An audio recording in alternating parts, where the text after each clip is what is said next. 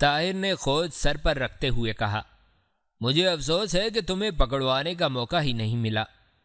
کیا میں پوچھ سکتا ہوں کہ اب تم کس نیت سے یہاں پہنچے ہو، اور یہ لوگ جن کا تم پیچھا کر رہے ہو کون ہیں؟ میں تمہیں کچھ نہیں بتا سکتا، صرف یہ کہہ سکتا ہوں کہ تم نے میرا راستہ روک کر سپہ سالار کے احکام میں مداخلت کی ہے۔ سپہ سالار وہ کہاں ہے؟ میں یہ نہیں بتا سکتا۔ تو تمہاری خیر اسی میں ہے کہ واپس چلے جاؤ۔ تم جانتے ہو کہ میں بزدل نہیں۔ جب تک تم غدار نہ تھے میری یہی رائے تھی، لیکن غداری اور بہادری ایک ہی وجود میں نہیں جمع ہو سکتی۔ مجھے صرف ان لوگوں کے تعاقب کا حکم تھا۔ اگر راہ چلتوں پر تلوار اٹھانے کی اجازت ہوتی تو تم مجھے بزدلی کا طعنہ نہ دیتے۔ جب تم جانتے ہو کہ ہماری لاشیں روندے بغیر تم ان کا پیچھا نہیں کر سکتے تو تم واپس کیوں نہیں چلے جاتے؟ افسر نے کوئی جواب نہ دیا اور تذبذب کی حالت میں اپنے ساتھیوں کی طرف دیکھنے لگا۔ اتنی دیر میں عبد الملک گھوڑا دوڑاتا ہوا طاہر کے قریب پہنچا اور افضل کی طرف نیزہ تان کر حملے کے لیے تیار ہو گیا۔ طاہر نے کہا، عبد الملک، لڑائی کی ضرورت نہیں، یہ ہمارے دوست افضل ہیں اور غالباً واپس جانے کا فیصلہ کر چکے ہیں۔ عبد الملک نے جواب دیا، یہ اب اپنے متعلق کوئی فیصلہ نہیں کر سکتے۔ افضل، تیار ہو جاؤ۔ نہیں نہیں عبد الملک، ٹھہرو، طاہر چلایا، لیکن عبد الملک نے اس کی طرف توجہ دیے بغیر گھوڑے کو ایڑ لگا کر افضل پر حملہ کر دیا۔ افضل نے بچاؤ کی کوشش کی، لیکن عبد الملک کا نیزہ اس کے سینے کے آر پار ہو گیا۔ سب پر ایک لمحہ کے لیے سکتہ طاری ہو گیا۔ عبد الملک گھوڑا موڑ کر ان کے درمیان آ کر کھڑا ہوا اور افضل کے ساتھیوں کو مخاطب کرتے ہوئے بلند آواز میں بولا، تم میں سے اور کون ہے جو خلیفہ کا نمک حلال کرنا چاہتا ہے؟ یہ خشک زمین منافقوں، بزدلوں اور غداروں کے خون کے لیے ترس رہی ہے۔ میری طرف دیکھو، میں عبد الملک ہوں، شاید تم میں سے اکثر مجھے پہچانتے ہوں۔ عبد الملک نے ایک لمحہ کے لیے خود اتار کر پھر سر پر رکھتے ہوئے کہا، ایک کاش تم جینا اور مرنا جانتے۔ تم کمزور کے سامنے شیر اور طاقتور کے سامنے بھیڑیں بن جاتے ہو۔ تم عورتوں پر تیر برساتے ہو، لیکن مردوں کو دیکھ کر تمہارے ہاتھ کانپتے ہیں۔ جاؤ جا کر اپنے سپہ سالار سے کہو کہ جس جنگل میں وہ شکار کھیلنے آتا ہے وہاں خرگوش نہیں چیتے رہتے ہیں۔ خوارزم شاہ کے ساتھ چند آدمی ہیں، لیکن ان میں سے ہر ایک ہزاروں سے لڑنا جانتا ہے۔ جاؤ، اگر مجھے یہ احساس نہ ہوتا کہ ہماری تلواریں تمہارے خون سے شرمائیں گی تو میں شاید تمہیں بھاگنے کا موقع نہ دیتا۔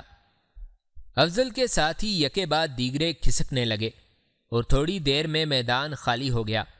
عبد الملک طاہر کے قریب آیا، اس کے چہرے سے وحشت ٹپک رہی تھی۔ جلدی چلیے، صفیہ آپ کا انتظار کر رہی ہے۔ صفیہ؟ چلیے، وہ زخمی ہے۔ طاہر نے دوسرا سوال کیے بغیر گھوڑا سر پر چھوڑ دیا۔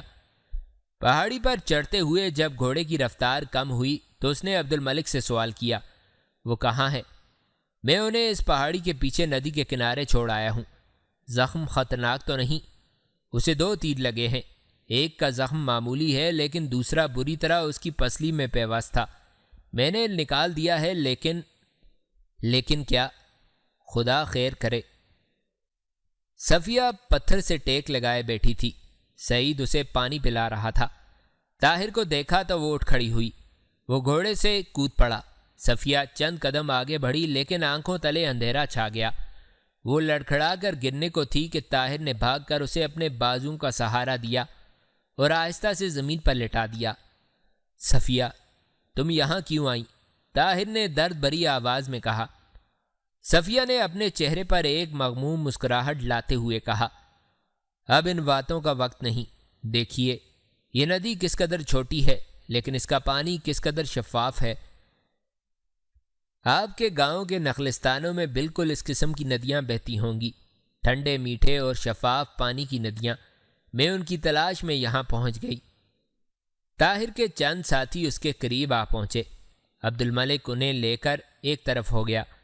صفیہ نے کہا، آپ مغموم کیوں ہیں؟ میری طرف دیکھیے، میں خوش ہوں۔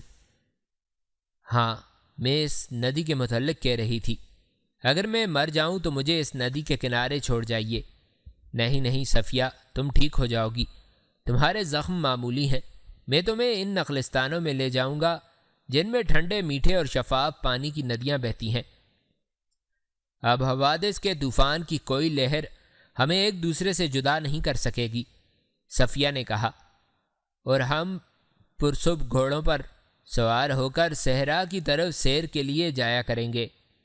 ہاں صفیہ، میں وعدہ کرتا ہوں، اور میں آپ کے ساتھ نیزہ بازی کی مشق کیا کروں گی، اور پھر میں نخلستانوں میں پھول تلاش کیا کروں گی، اور جب آپ لڑائی کے لیے جایا کریں گے تو میں ریت کے ٹیلوں پر چڑھ کر آپ کی راہ دیکھا کروں گی۔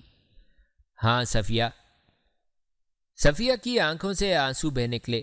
اس نے ہچکی لیتے ہوئے کہا، اب مجھے موت کا کوئی غم نہیں، آپ میرے ہیں، آپ میرے ہیں۔ اس نے آنکھیں بند کر لیں۔ صفیہ، صفیہ، طاہر نے آپ دیدہ ہو کر کہا۔ صفیہ نے آنکھیں کھولیں لیکن کوئی جواب نہ دیا۔ طاہر نے عبد الملک کو آواز دی۔ وہ بھاگتا ہوا آگے بڑھا۔ طاہر نے کہا، اسے غش آ گیا ہے، پانی لاؤ۔ پانی کے چند گھونٹ حلق سے اتارنے کے بعد صفیہ کے چہرے پر کچھ تازگی آ گئی۔ اس نے نئی آواز میں کہا، شاید میں سو گئی تھی۔ اس نخلستان میں شفاف پانی کا چشمہ پھوٹ رہا تھا۔ میں وہاں کھڑی تھی اور آپ گھوڑے پر سوار ہو کر کہیں جا رہے تھے، کہیں بہت دور۔ اس نے پھر آنکھیں بند کر لیں۔ اس کے چہرے پر نیلاہٹ چھا رہی تھی۔ وہ آہستہ آہستہ کہہ رہی تھی، آپ دیر نہ لگائیں، فوج یہاں سے ایک منزل دور۔ عبد الملک نے اس کی نبض پر ہاتھ رکھا اور پھر طاہر کی طرف دیکھا اور انا للہ و انا الیہ راجعون کہہ کر سر جھکا دیا۔ عبد الملک نے صفیہ کے چہرے پر اپنا رومال ڈال دیا اور طاہر کو بازو سے پکڑتے ہوئے کہا، طاہر اٹھو، حوصلے سے کام لو۔ طاہر اٹھ کھڑا ہوا۔ وہ عبد الملک کی طرف دیکھ رہا تھا۔ اس کی آنکھوں سے وحشت ٹپک رہی تھی۔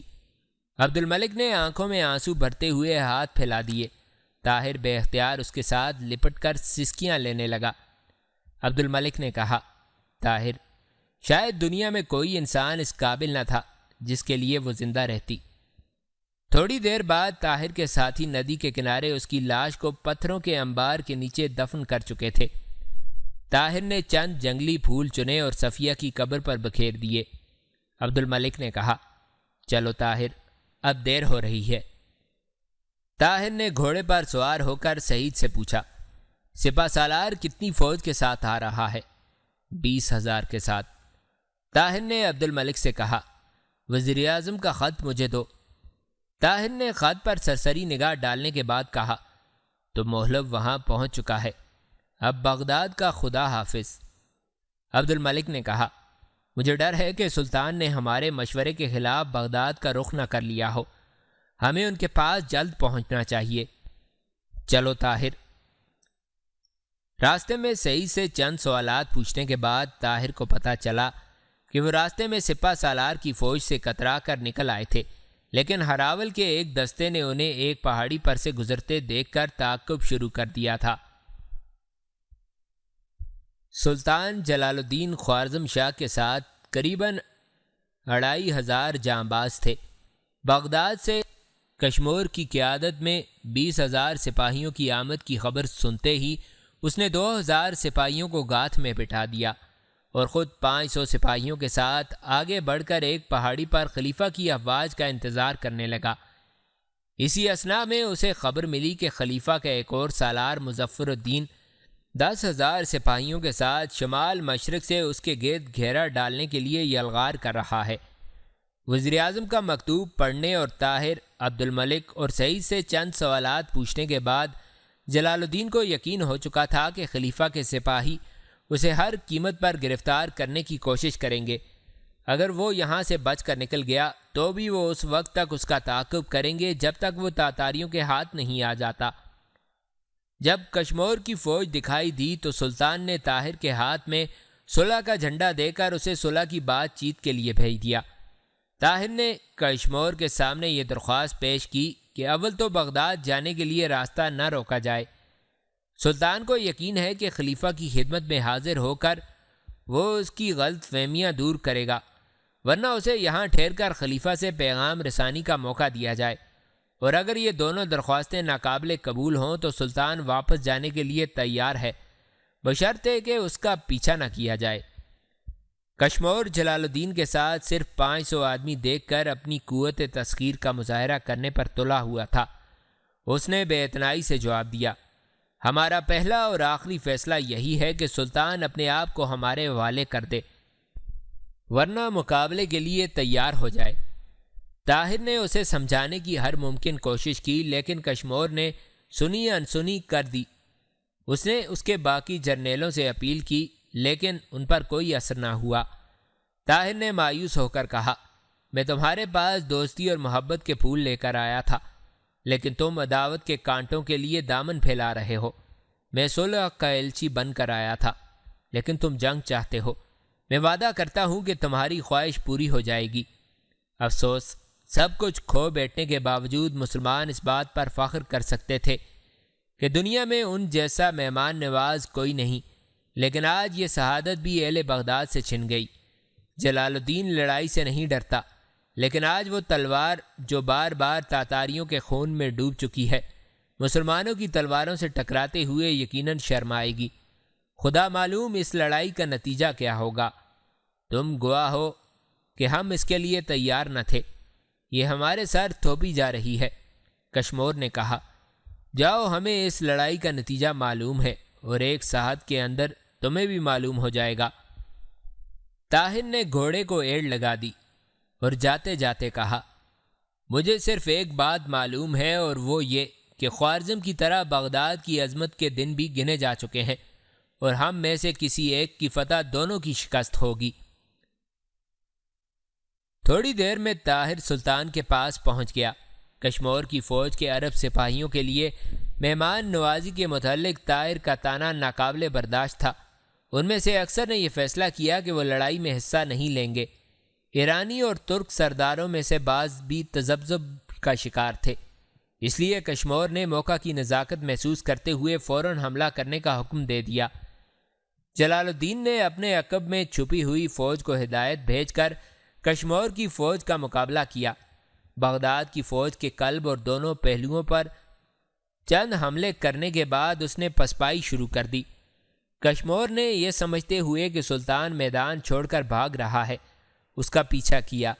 سلطان رک رک کر لڑتا ہوا کشمور کی فوج کا بیشتر حصہ دشوار گزار پہاڑیوں میں لے آیا، جہاں اس کے تیر انداز گھات لگائے بیٹھے تھے۔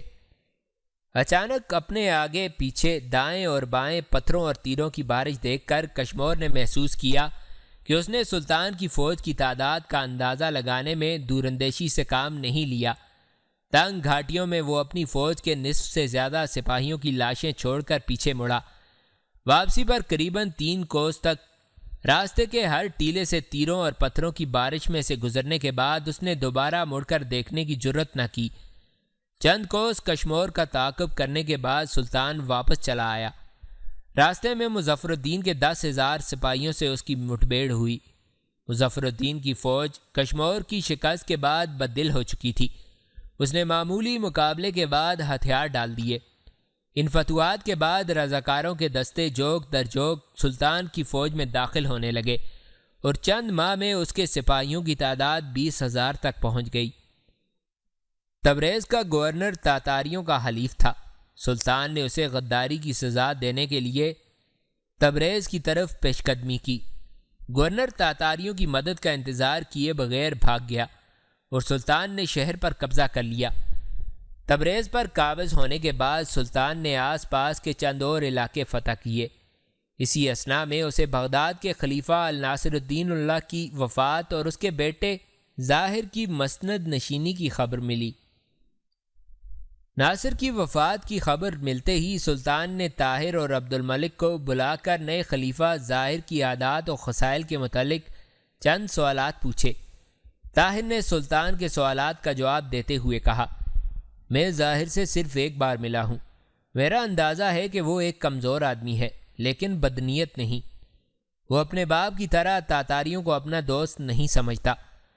عبد الملک نے کہا، میں اسے مدت سے جانتا ہوں، مجھے یقین ہے کہ وہ عالم اسلام کے اتحاد کا بہت بڑا حامی ہے۔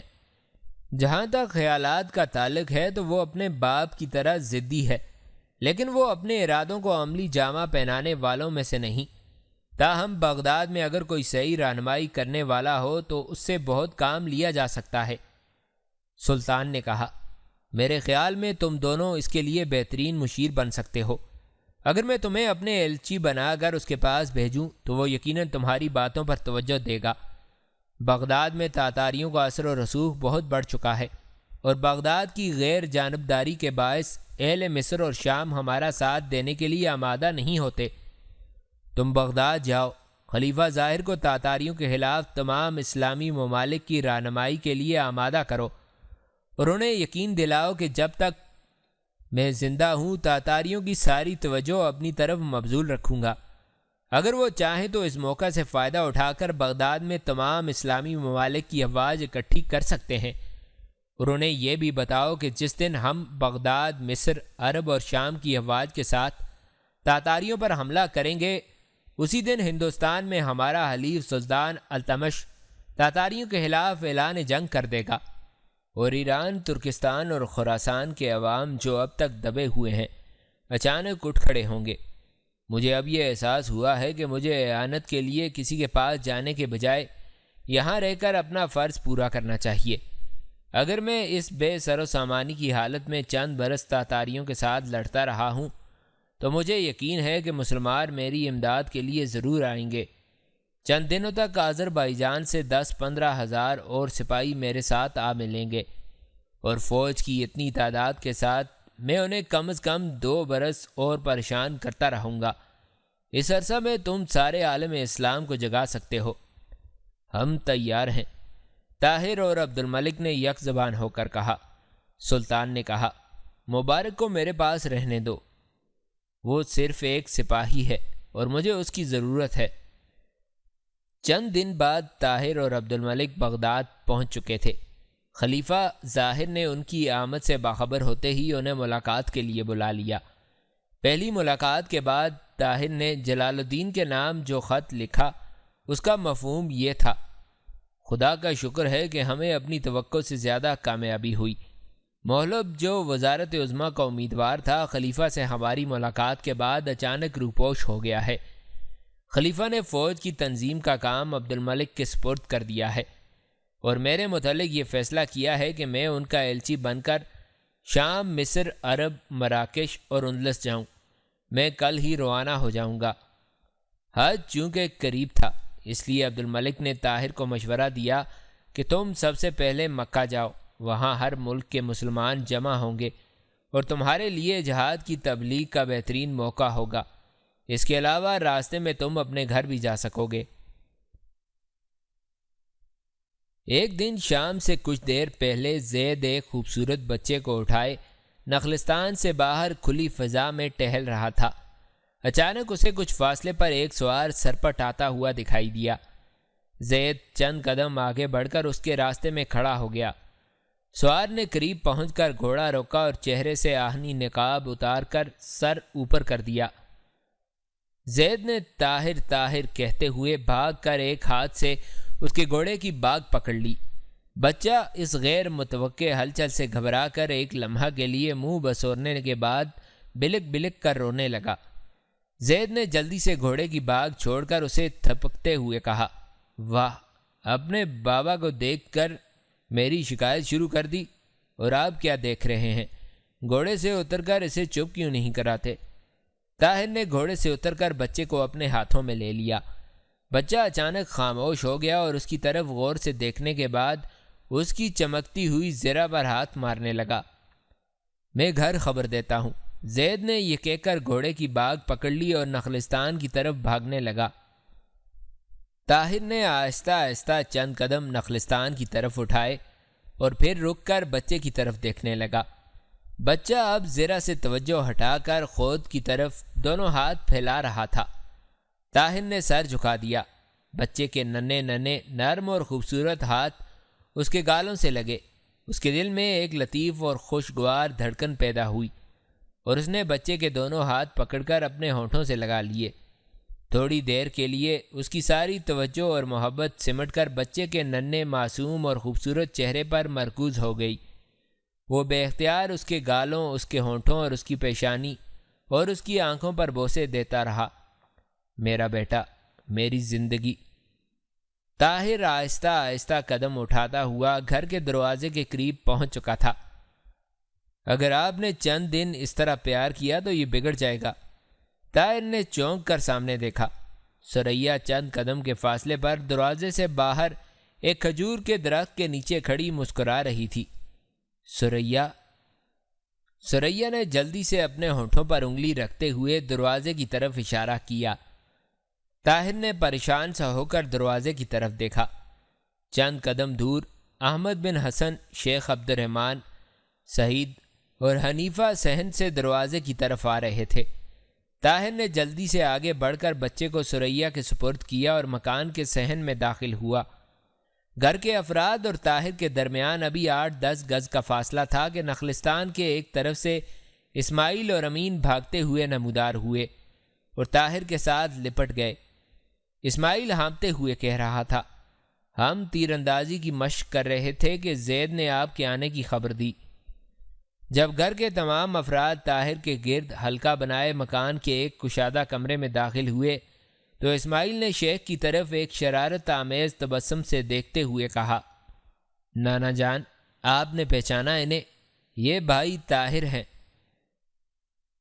شیخ غضبناک ہو کر عصا بلند کرتے ہوئے چلایا، ٹھہرو نالائق، اور اسماعیل بھاگتے ہوئے کئی گز دور جا کر ہنسی سے لوٹ پوٹ ہو رہا تھا۔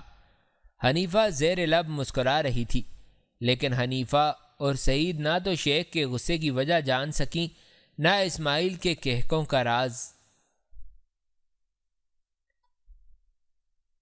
عشاء کی نماز کے بعد طاہر کے ارادوں سے واقف ہو کر ثریا نے حج اور اس کے بعد اسلامی ممالک کی تبلیغی مہم میں طاہر کا ساتھ دینے کی خواہش ظاہر کی۔ سعیدہ نے اس کی تائید کرتے ہوئے کہا، ثریا کے متعلق میں کچھ سن چکی ہوں، اس سے میرا اندازہ ہے کہ وہ تمہاری بہت بڑی مددگار ثابت ہوگی۔ شیخ نے کہا، مجھے اس پر اعتراض نہیں، لیکن بچہ، سعیدہ نے کہا، وہ میرے پاس رہے گا، اب بھی وہ میرے سوا کسی اور کے پاس نہیں جاتا۔ سعیدہ کے اصرار پر حنیفہ اپنی نواسی کے بیٹے کو اس کے پاس چھوڑنے پر رضامند ہو گئی۔ اسماعیل جو ایک کونے میں کھڑا تھا بول اٹھا، میں حج کرنے کے بعد ان کے ساتھ جاؤں گا۔ شیخ نے کہا، چپ رہو، یہ تمہاری تعلیم کا زمانہ ہے۔ احمد بن حسن نے کہا، آپ بے حد مصروف آدمی ہیں، بہتر ہوگا کہ آپ اسماعیل کی تعلیم و تربیت مجھے سونپ دیں، امین کے ساتھ اس کا دل لگا رہے گا۔